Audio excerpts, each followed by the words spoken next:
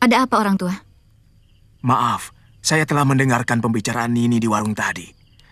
Mengenai bunga tunjung biru. Bunga itu memang benar-benar ada, bukan dongeng. Saya tahu, bunga tunjung biru itu adalah obat untuk luka dalam. Siapa sebenarnya Kisanak? Saya? Ya orang. Itu saya tahu. Siapa nama Kisanak? Saya ini pengelana jagat.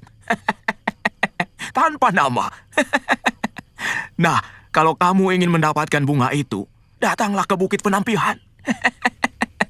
Terima kasih, Kisanak.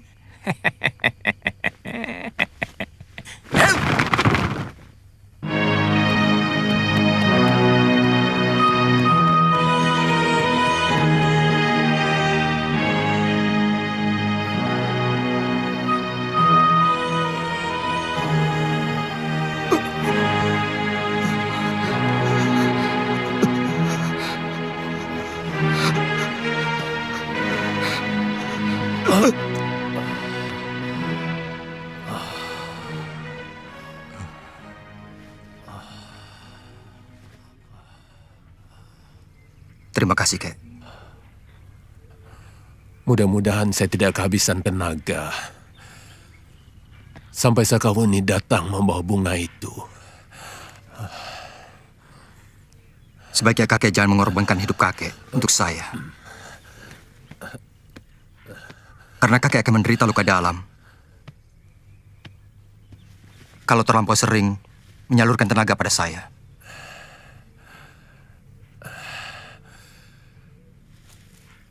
Saya sangat menyayangi Sakawuni. Dia cucu saya satu-satunya. Untuk dia apapun saya lakukan.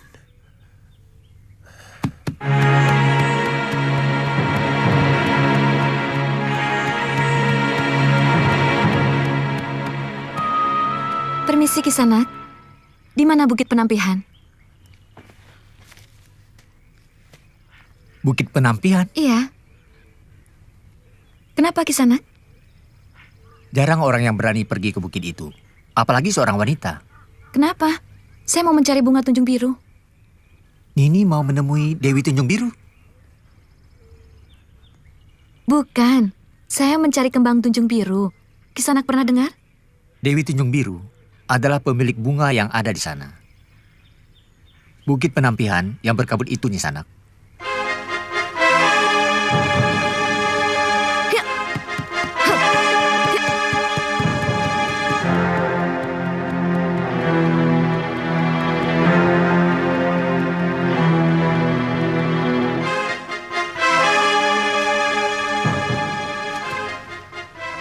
Guru mengatakan bahwa bunga diciptakan untuk kaum wanita. Karena bunga adalah lambang keindahan. Tapi, kenapa guru juga mengajar kita dengan ilmu kanuragan yang selalu mengarah pada kerusakan? Kadang-kadang, saya bingung memikirkan itu.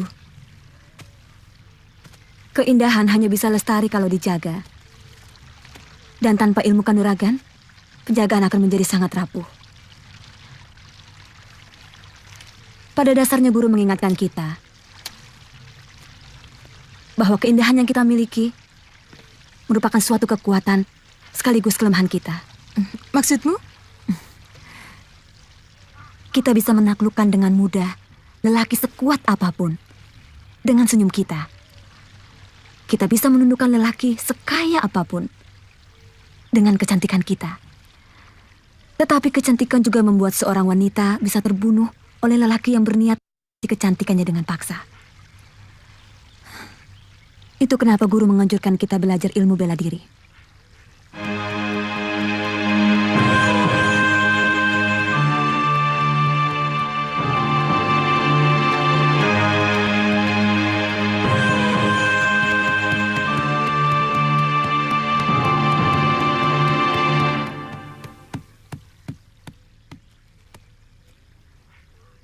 Di mana aku bisa ketemu Nyi Dewi Tunjung Biru?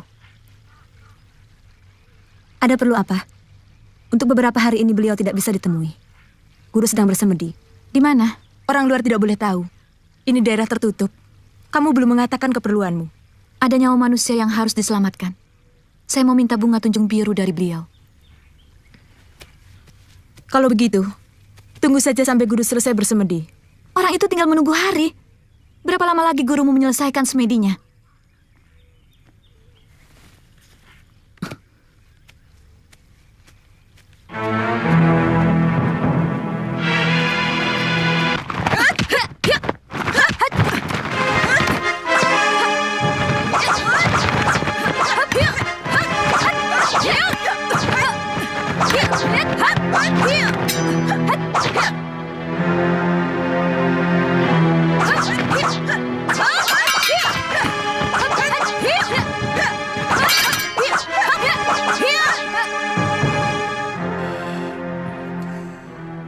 Kalau punya niat, Sakawuni akan mengejarnya sampai dapat. Meskipun nyawa taruhannya. Watak itu juga yang menyebabkan dia bertahun-tahun berkelana mencari orang yang sudah membuat ibu dan dirinya sendiri menderita.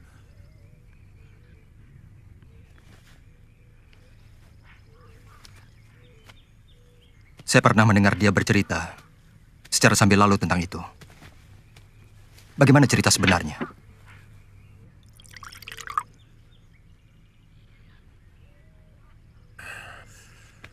Persoalan sebenarnya sangat sederhana. Barangkali hanya perbedaan pandangan antara kejujuran orang gunung dengan orang kota yang cenderung menyepelekan segala persoalan. Ada rombongan dari kota raja! Ada rombongan dari kota raja! Kedatangan rombongan bangsawan dari pusat kerajaan ke sebuah desa kecil benar-benar sebuah keajaiban. Seolah-olah dewa-dewa yang sedang turun ke bumi.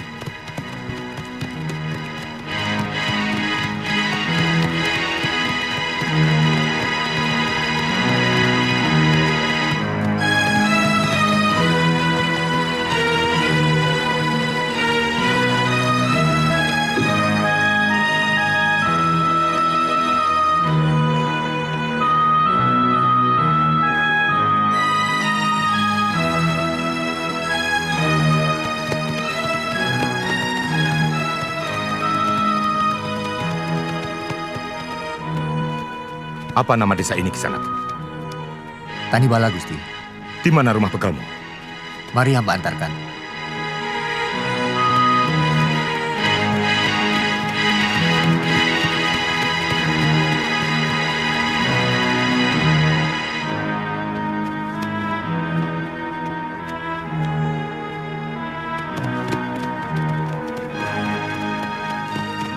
Kula nuwun.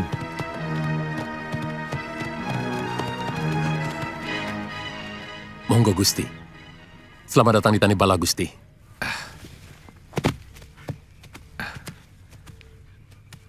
Kami ditugaskan Gusti Prabu Kertanegara untuk menjajah desa Melangkori, melihat dari dekat keadaan rakyat Singosari. Terima kasih Gusti sudi mampir ke dusun kami. Oh iya, saya Kebo Anabrang, dan ini Dinda Banyak Kapuk. Dan yang lainnya, prajurit Singosari yang sangat dibanggakan. Kami sangat mengenal nama Gusti Rake berdua.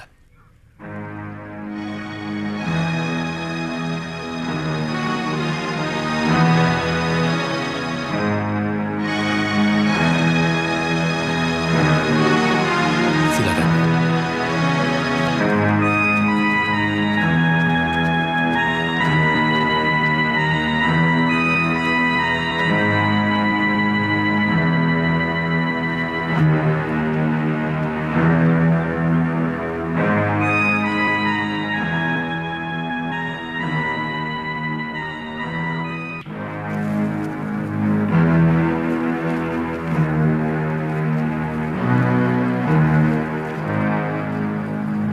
Rombongan dari kota raja itulah awal dari malapetaka yang menimpa putri saya. Sebagai orang gunung, dia benar-benar terkagum-kagum pada para priagung itu, terutama Raden Banyak Kapuk. Semula saya sendiri mengira bahwa Raden Banyak Kapuk itu tertarik pada putri saya.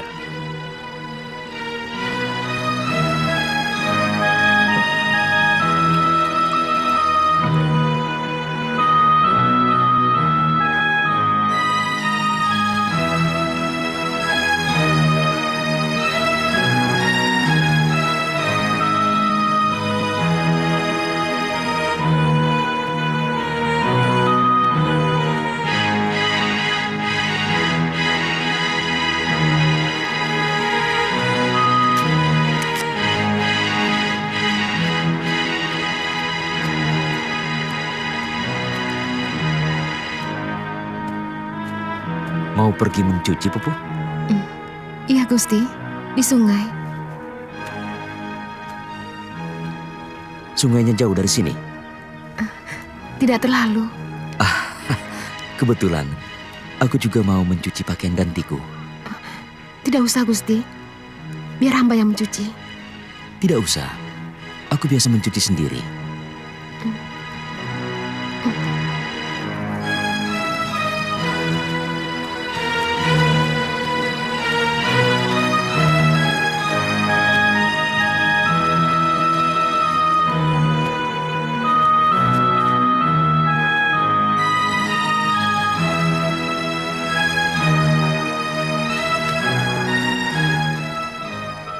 Siapa yang tidak bangga dicintai oleh seorang senopati Singasari yang kondang? Saya pun bangga dan mengharapkan Raden Banyak Kapuk benar-benar terpikat pada anak saya. Sampai akhirnya, kenyataan pahit itu tiba-tiba tersodor di mata saya. Ketika rombongan dari kota raja itu meninggalkan Tanibala.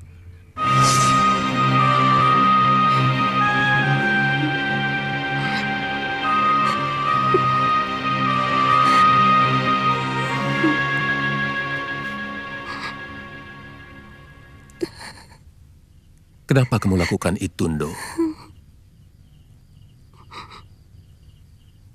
Padahal belum ada tali perkawinan. Ampun, Ayah. Kami sudah saling menyinta. Dan Kakang Banyak Kapuk berjanji memboyong saya ke kota raja. Begitu dia menyelesaikan tugasnya. Kamu tahu betapa lemahnya kedudukan seorang wanita dalam persoalan seperti itu. Kamu tidak bisa menuntut ataupun memaksa Gusti Banyak Kapuk untuk mengawinimu. Ampun, Ayah. Saya memang bodoh. Saya percaya pada janji Kakang Banyak Kapuk. Bukankah janji seorang kesatria itu bisa dipercaya? Biasanya seorang lelaki sangat mudah menebar janji. Ketika dia menginginkan sesuatu.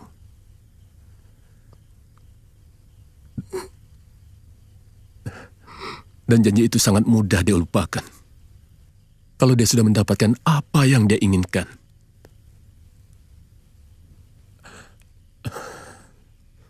Tapi mudah-mudahan Gusti Banyak Kapuk tidak seperti itu.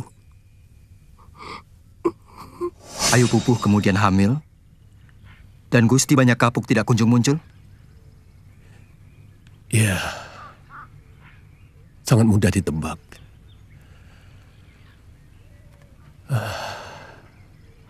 Sesudah kejadian memalukan itu, baru kami menyadari bahwa sebenarnya para priagung dari kota raja itu menganggap gadis-gadis gunung tidak lebih seperti bintang buruan saja. Bagi mereka bercinta dengan gadis kampung, seperti melepas hajat biasa. Sementara dengan pandangan yang jujur, gadis desa merasa bangga dicintai oleh seorang priagung. Padahal ternyata omong kosong semua.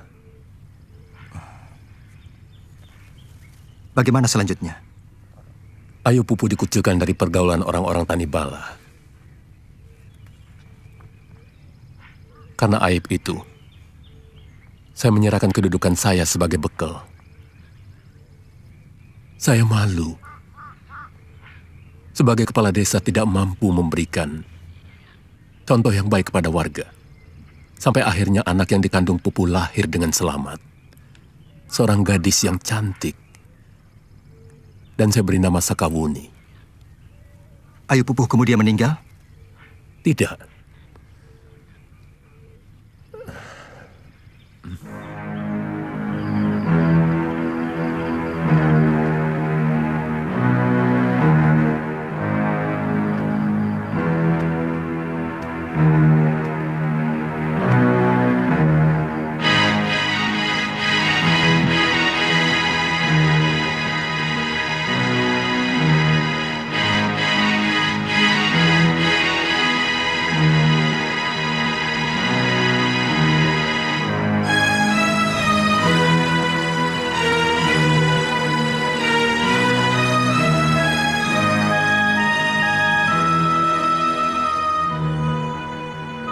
Ayu Pupuh meninggalkan rumah setelah Sakawuni berumur 2 bulan.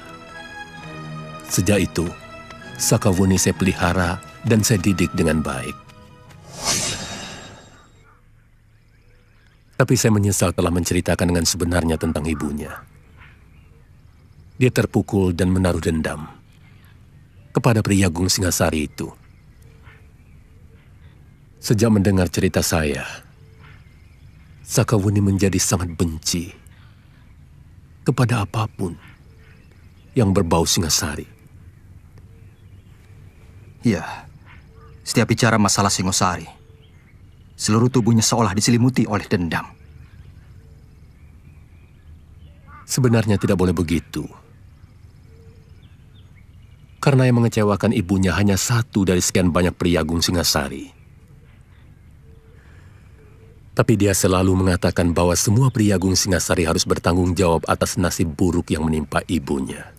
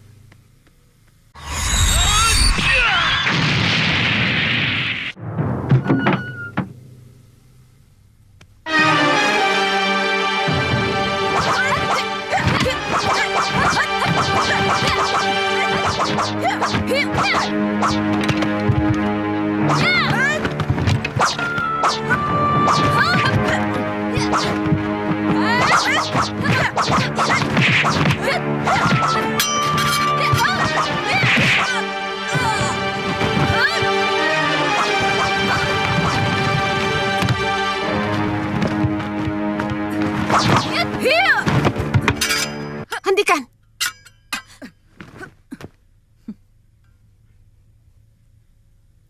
Tidak pantas berkelahi di pertapaanku. Ampun Sang Dewi.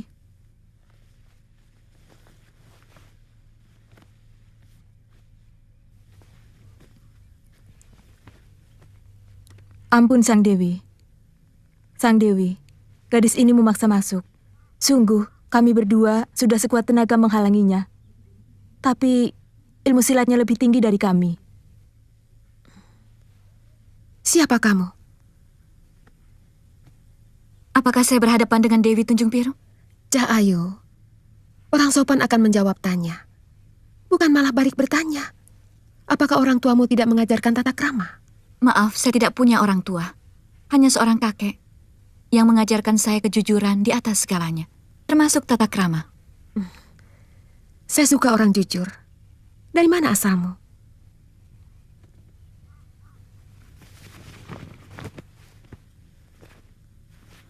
Saya dari desa Tanibala, di lereng Gunung Bromo. Nama saya Sakawuni.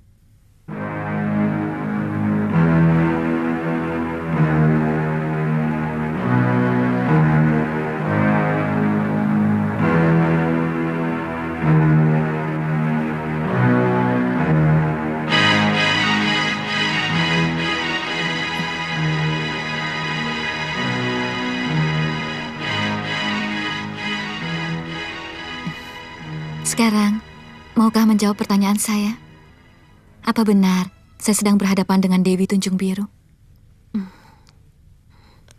Untuk apa kamu mencari saya? Saya mencari bunga Tunjung Biru untuk menolong teman saya yang luka dalam dan terkena pukulan tapak wisa. Menurut kakek saya, hanya Dewi yang memilikinya. Apa temanmu itu seorang lelaki? Iya.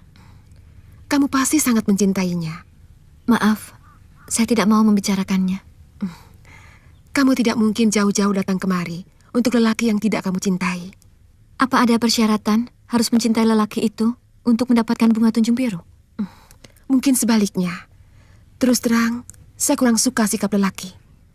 Yang membesarkan dan mendidik saya sejak bayi adalah seorang lelaki. Apa dia juga harus saya benci? Sementara wanita yang seharusnya menyusui saya dan membesarkan, tega meninggalkan saya begitu saja. Pasti ibumu punya alasan tertentu. Maka ia tega meninggalkan kamu. Mungkin dia dendam kepada ayahmu. Masih banyak orang yang akan membutuhkan bunga itu. Kalau kamu cabut, dia akan mati. Sementara khasiat bunga Tunjung Biru itu hanya kalau sedang mekar. Satu-satunya jalan, bawalah temanmu itu kemari. Keadaannya serah sekali. Bagaimana mungkin saya bawa kemari? Saya tidak akan membiarkan bunga itu mati. Kalau kau ingin temanmu selamat, bawalah ia kemari. Hanya saya yang bisa mengobatinya.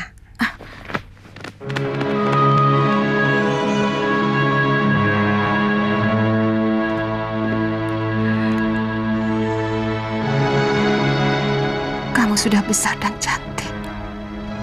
Murni. Apa dia perlu tahu bahwa saya ibunya?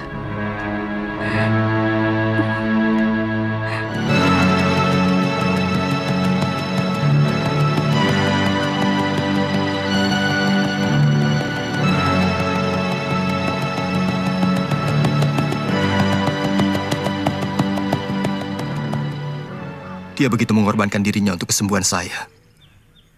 Beberapa kali dia telah menyelamatkan hidup saya.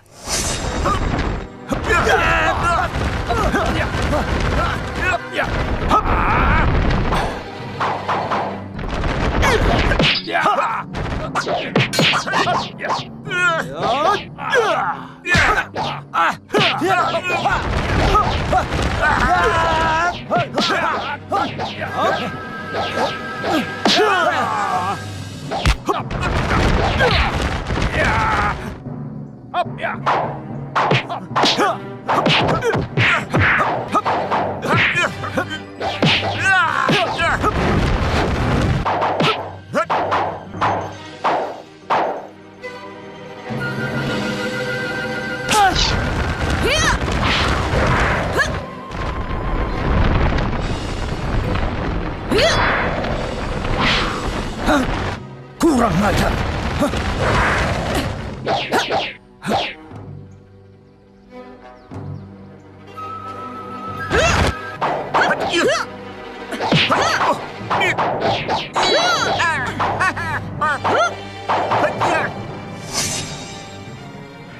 Padahal biasanya dia tidak pernah mau mencampuri urusan orang lain. Dia hanya mendambakan rasa dendam kepada orang yang telah mengecewakan ibunya dan juga dirinya.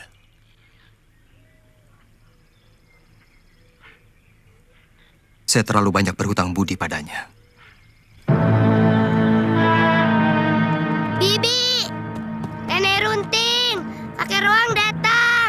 Kakek Ruang datang! Kamu kok teriak-teriak? Kakek Ruang datang! Apa bedanya dia pulang atau tidak?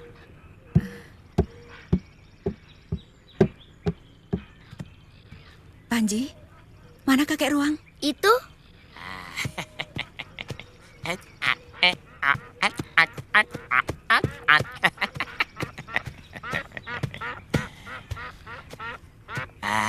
Nini Mesin, saya bawakan burung meliwis sama jamur barat. Panji, bawa burung ini ke belakang dulu ya. Iya, Bi. Tidak usah bangga. Cari burung sama jamur begitu, anak kecil juga bisa. Mana tugas utamamu mencari Kamandanu? Mana? Tidak ketemu. Kok pulang? Kangen sama Panji. Alasan. Mungkin Kakang Kamandanu ditangkap tentara yang telah membunuh ayahnya. Jangan putus asa dulu. Lelaki itu memang pemalas dan penakut. Makanya suamimu tidak ketemu. Mungkin arah saya yang salah. Saya mencari ke arah selatan barat. Siapa tahu dia di arah selatan timur. Atau mungkin malah di utara. Nanti aku sendiri yang cari Kamandanu. Kamu di sini. Jaga Mesin dan Panji. Apa perlu, Nini? Kata orang, godaan terbesar seorang suami ketika istrinya hamil tua. Cintanya mudah luntur. Jangan dengarkan dia, Nini. Tidak satu pun lelaki yang baik di mata Raga Runting. Tidak apa-apa. Kepala saya pusing. Saya mau istirahat dulu.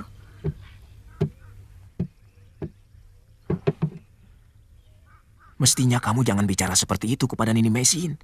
Pikirannya jadi semakin sedih. Dan pikiran seperti itu kurang baik untuk perkembangan anaknya.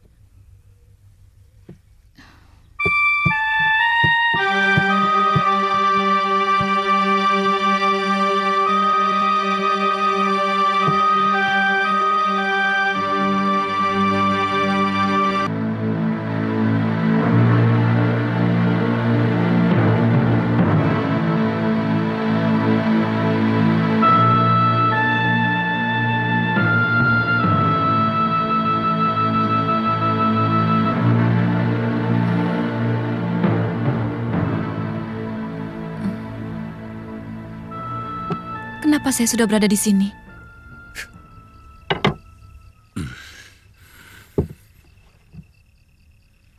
Makan dulu, Wuni. Seharian kamu tidur. Siapa yang membawa saya ke sini?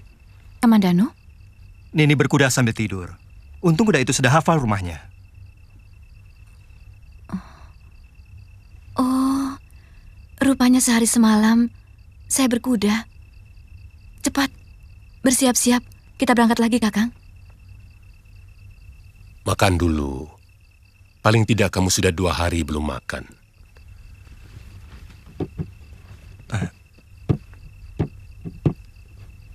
Apa kamu sudah menemukan bunga tunjung biru? Sudah, tapi Kakang Kamandanu harus dibawa ke sana. Karena bunga itu akan layu kalau dipetik. Dan dia tidak ada gunanya kalau tidak dalam keadaan segar. Di mana kamu temukan bunga itu? Di Bukit Penampihan. Jauh sekali. Apa Kamandanu bisa bertahan naik kuda sejauh itu? Kakang harus bisa kalau mau sembuh. Mudah-mudahan saya bisa bertahan. Agak membahayakan, Kamandanu. Luka di dadamu masih parah. Tenaga ketika kamu membuat keseimbangan saat berkuda akan membuat ketegangan pada urat-urat darahmu. Dan itu akan membahayakan. Saya akan selalu menjaganya, Kek.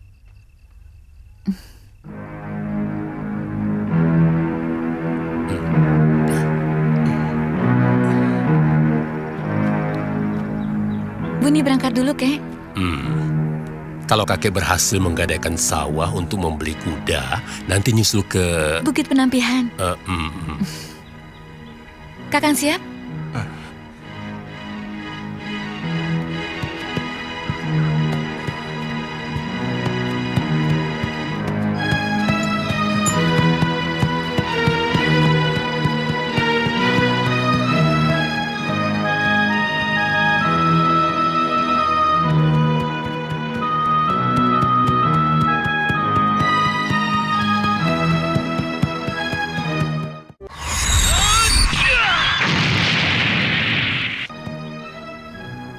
Maaf, Guru. Kenapa Guru tidak langsung saja mengatakan kepadanya bahwa dia putri Guru? Ada perasaan malu yang seolah-olah mengunci lidahku untuk mengatakannya. Kenapa harus malu? Aku telah menelantarkannya.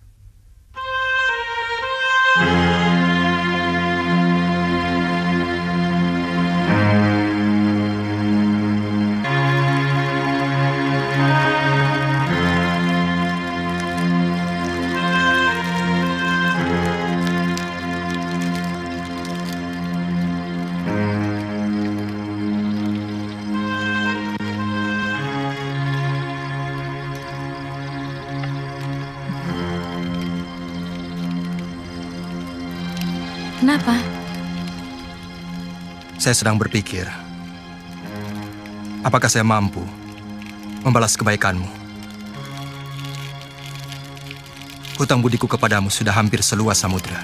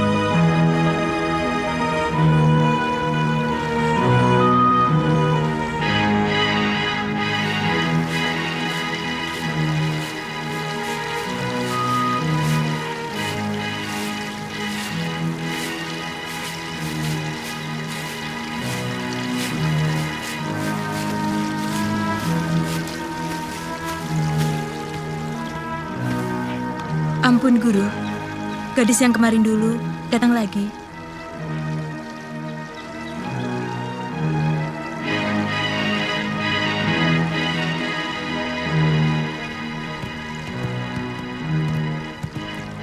Sakawuni, Kita sudah sampai, Kakang.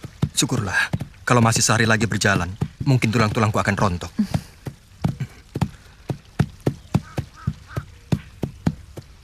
Selamat pagi, Dewi. ternyata tekadmu benar-benar luar biasa, Sakawuni.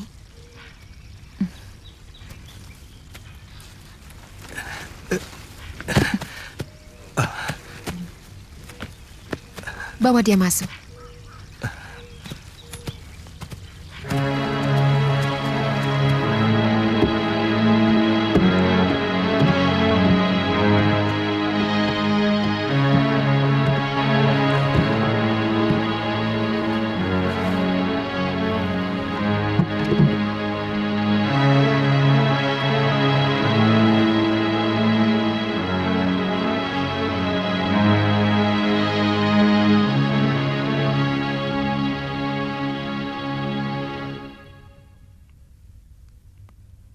Kamu menyadari betapa besarnya pengorbanan gadis di sampingmu itu untuk menyelamatkan jiwamu? Tentu, Dewi. Bahkan beberapa kali, saya telah berhutang nyawa kepadanya. Beberapa kali, dia telah menyelamatkan jiwa saya. Apakah patut dia nantinya kamu sia-siakan? Saya tidak mengerti maksud Dewi. Lelaki biasanya lebih mementingkan dirinya sendiri. Kalau ada wanita yang dengan tulus memberikan perhatian kepadanya, dia akan menganggap bahwa wanita itu tergila-gila kepadanya. Lalu dengan tega, dia berbuat seenaknya. Bahkan menyia-nyiakan wanita yang baik hati itu. Maaf, Dewi. Apa hubungan pertanyaan Dewi dengan penyembuhan Kakang Kamandanu? Saya pantang menolong lelaki yang nantinya akan mengecewakan dan menyakiti hati wanita. Lebih baik dia tetap menderita seperti itu. Mana mungkin saya bisa mengecewakan orang yang telah menolong saya? Kamu mau bersumpah? Saya seorang pendekar. Semua ucapan saya adalah sumpah. Kelihatannya dia anak yang jujur. Sinar matanya lurus. Saya tidak mau Sakawuni akan mengalami kekecewaan seperti yang kualami. Bagaimana, Dewi? Baring di situ. Saya akan memeriksa lukamu.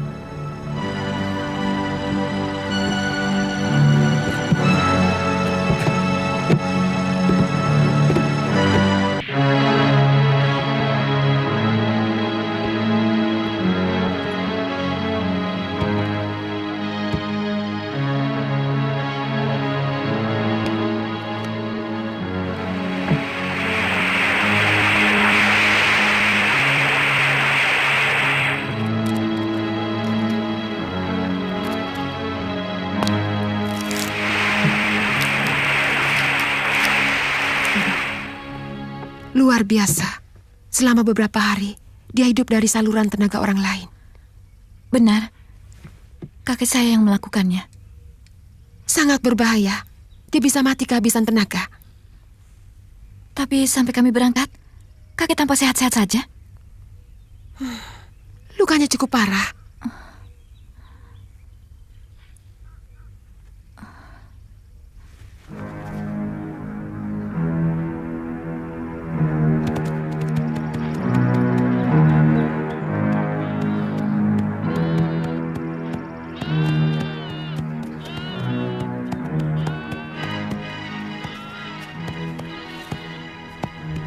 Kisanak, Iya, Ki. kalau mau ke Bukit Penampihan, lewat mana Kisanak? Oh, ambil jalan lurus, sampai di pertigaan, belok kanan, Ki. Terima kasih. Iya.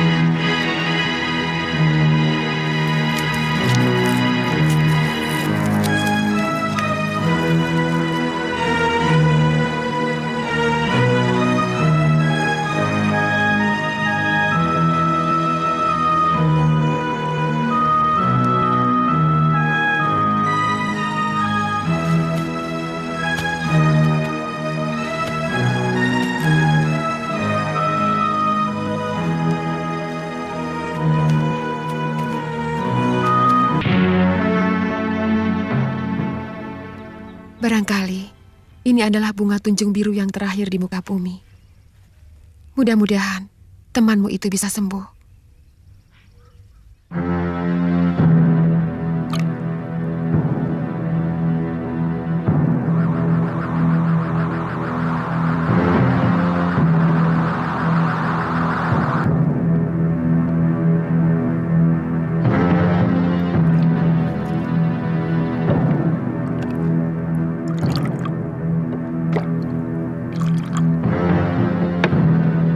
Bawa baskom itu.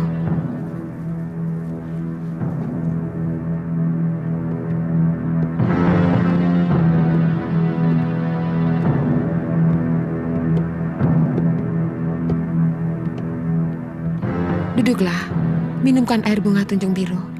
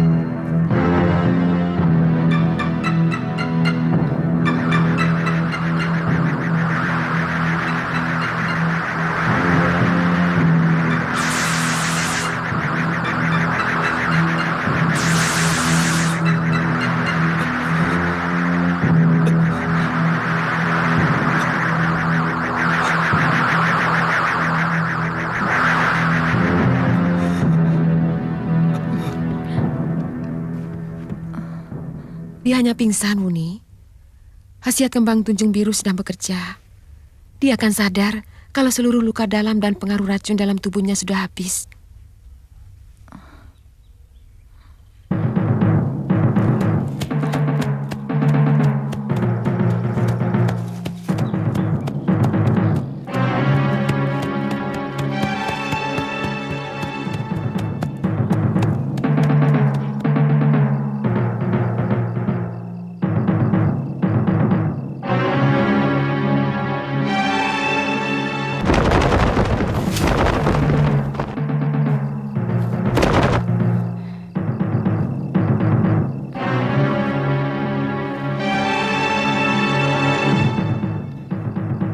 Jangan tinggalkan dia.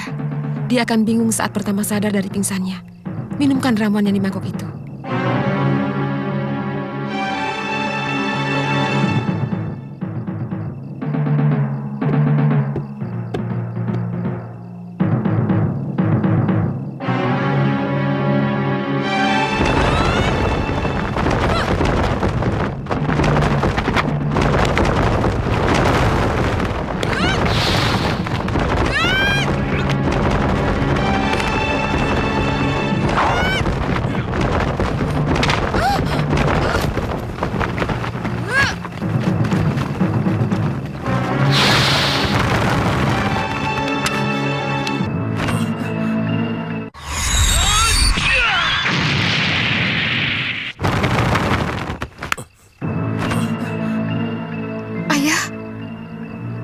Pupu,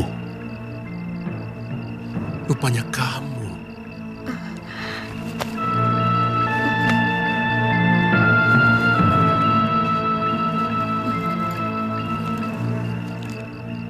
Maafkan Pupu, Ayah.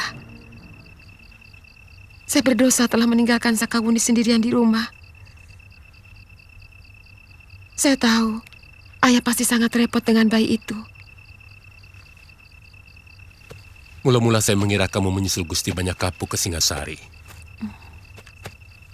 Sehingga saya dan Sakawuni berkelana mencari ke kota raja.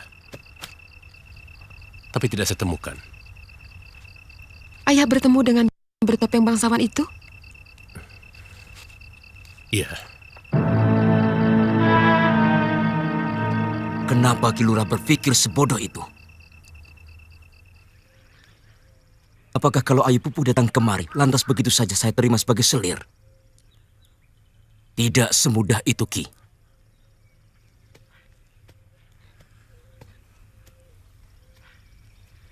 Tapi Ayu Pupu telah melahirkan anak tuan.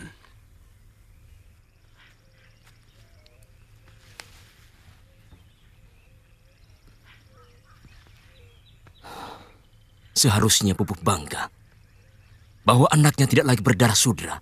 Apalagi yang dia tuntut dari saya? Tanggung jawab, Tuan. Ayu Pupu menderita malu karena mengandung tanpa bapak. Ayu Pupu menahan sakit yang luar biasa waktu melahirkan.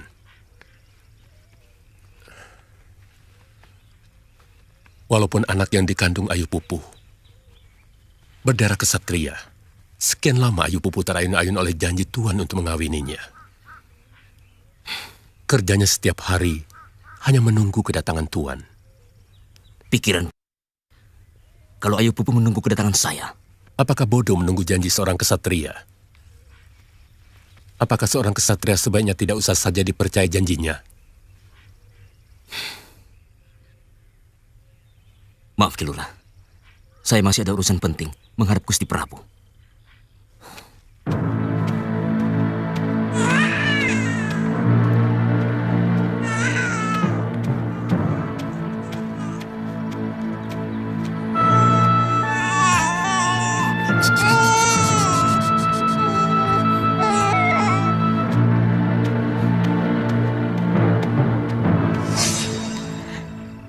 Sebenarnya, saya memang pergi ke Singasari.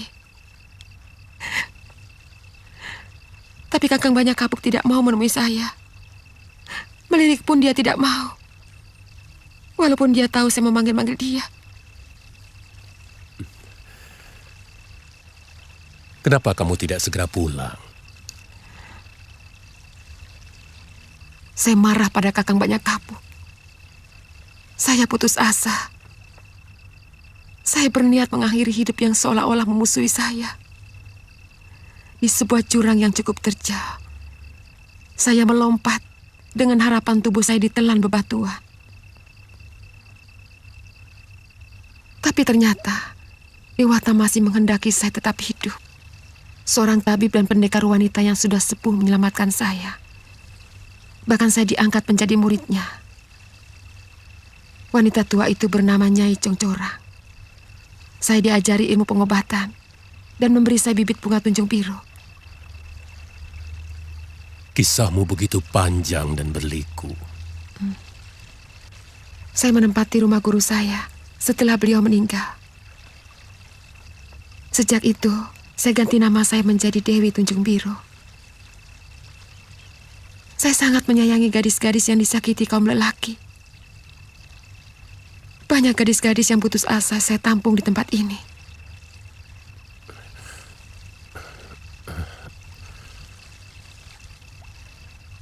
Kamu tahu gadis yang membawa kekasihnya berobat kepadamu itu adalah anakmu.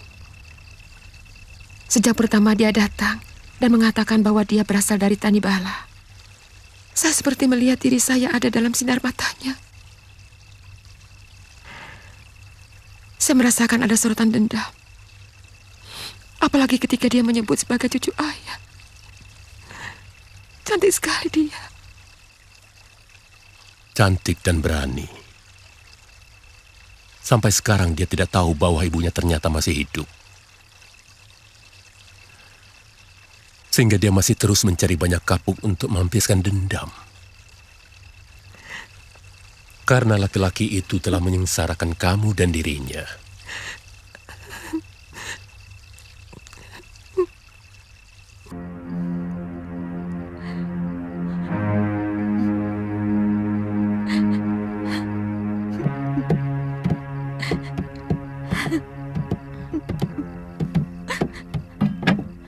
Kenapa Sakawuni?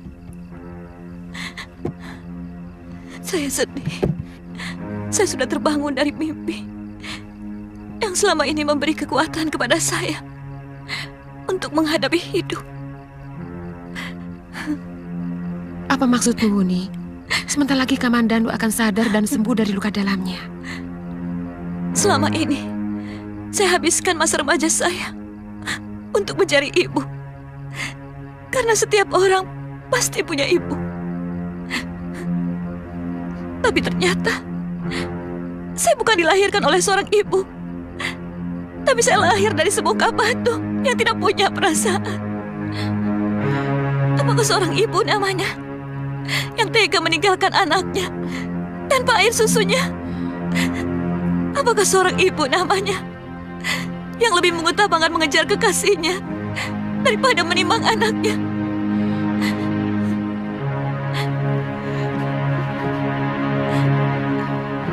Selama ini, saya habiskan masa remaja saya untuk mencari orang yang sama sekali tidak pernah merasa bahwa dia pernah punya anak.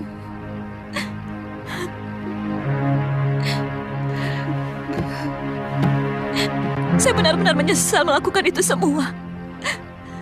Kalau saja saya mampu memutar waktu, hari-hari saya akan saya penuhi dengan mengutuk ibu yang telah melahirkan saya dan menelantarkan saya. Cukup, anakku. Ibu akui semua kesalahan itu. Semua itu ibu lakukan bukan untuk kepentingan ibu sendiri.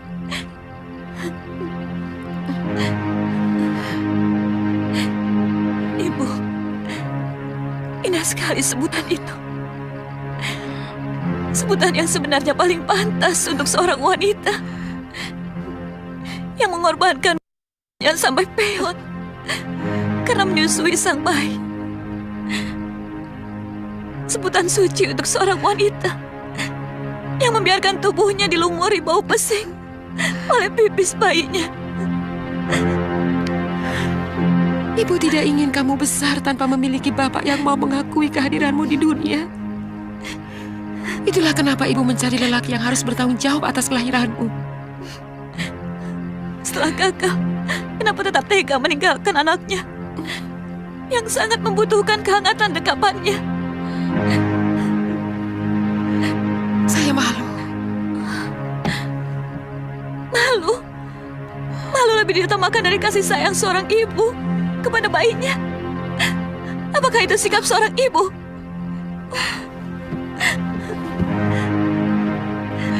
Kucing saja rela mencuri ikan untuk memberi makan kepada anak-anaknya.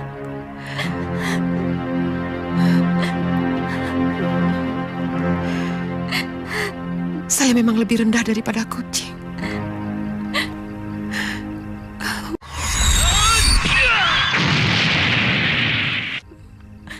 Tidak ada manusia yang tidak punya dosa, Wuni.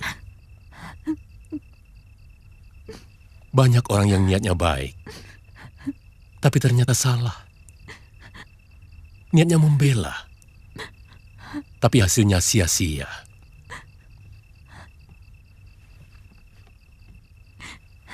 Semua itu karena manusia sangat sulit untuk melawan nafsu dan dendam yang ada dalam dirinya.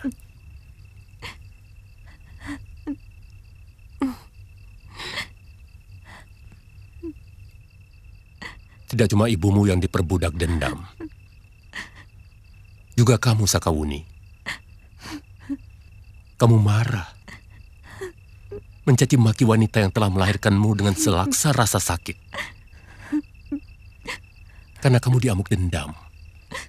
Rasa ditelantarkan.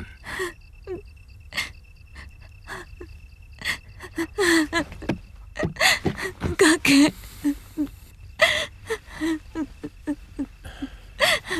Ibumu meninggalkan kamu yang masih membutuhkan susu dan kasih sayang. Karena dikuasai nafsu dendam untuk menuntut orang yang seharusnya bertanggung jawab pada kelahiranmu.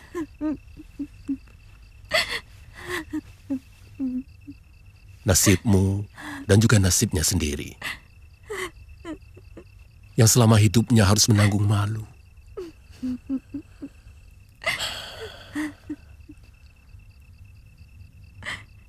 Karena manusia adalah tempatnya kealpaan dan kesalahan, Wuni.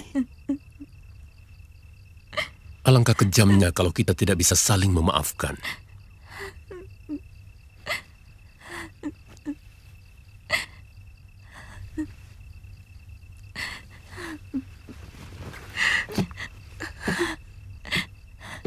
Ibu.